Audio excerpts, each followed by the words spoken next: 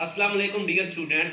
आज की आपके लिए जो वीडियो है वो बहुत ही इम्पोर्टेंट है और जिन स्टूडेंट्स के लिए ये वीडियो बना रहा हूँ वो है 703 और 1431।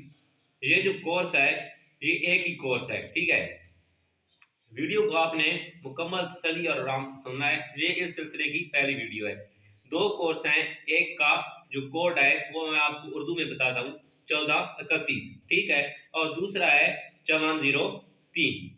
ये बेसिकली जो कोर्स हैं वो एक ही हैं।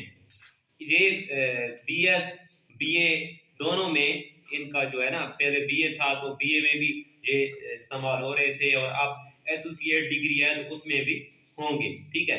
तो ये बेसिकली एक ही कोर्स है, लेकिन जो 1431 है उसका उसकी जो वर्जन है या उसका जो कोड वो अलहदा यानी कि कोर्स में इस्तेमाल होता है, और 703 है वो बीएड में इस्तेमाल होता है। सही है। जो बीएड में आपको बुक मिलेगी उसका कोड होगा 703। सही हो गया। अगर आप बीएड के स्टूडेंट्स हैं तो आपका कोड होगा 703। इसी तरह अगर आप एसोसिएट डिग्री या बीए बीएस के स्टूडेंट्स हैं तो आपकी कंप्यूटर की जो बुक है उसका कोड होगा 1431। ये तो कोड कंफर्म होगा। आगे हो गया ये कि आप इसका आपने करना क्या है।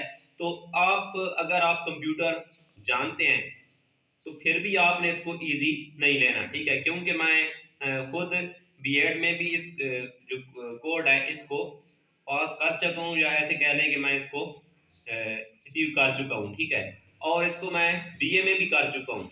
लेकिन ये जितनी मुझे आसान लगती थी, क्योंकि मैं कंप्यूटर का भी स्टूडेंट था, उतनी मेरे लिए आसान साबित हुई नहीं, और 2 मरतबा ये मेरा पेपर रह गया था, ठीक है।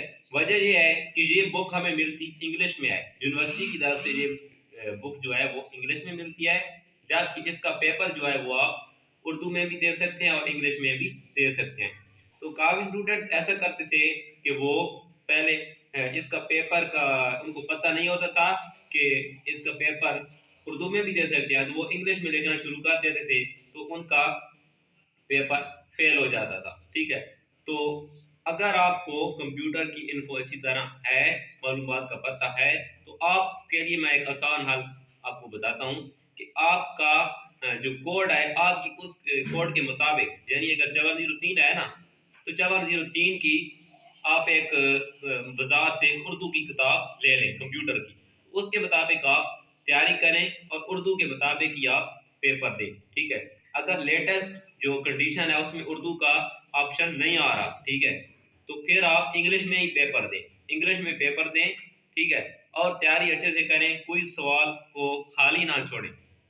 काफ़ी स्टूडेंट्स का इशू होता है कि उनको जो सवाल नहीं आता वो उसको जगह को खाली छोड़ देते हैं, तो ऐसा नहीं करना। अगर आपको बिल्कुल भी सवाल नहीं आता, ठीक है, 100 में से आपको 0% भी नहीं आता, तो फिर भी आप कोशिश करके 1% जो आपके जहन में आए आइडिया है उसके मुताबिक आप सफ़ा भर दें, तो इंशाल्लाह आपका पेपर जो है उसमें कम से कम आपके पासिंग जो मार्क्स हैं वो हो जाएगी। अल्लाह हाफिज़।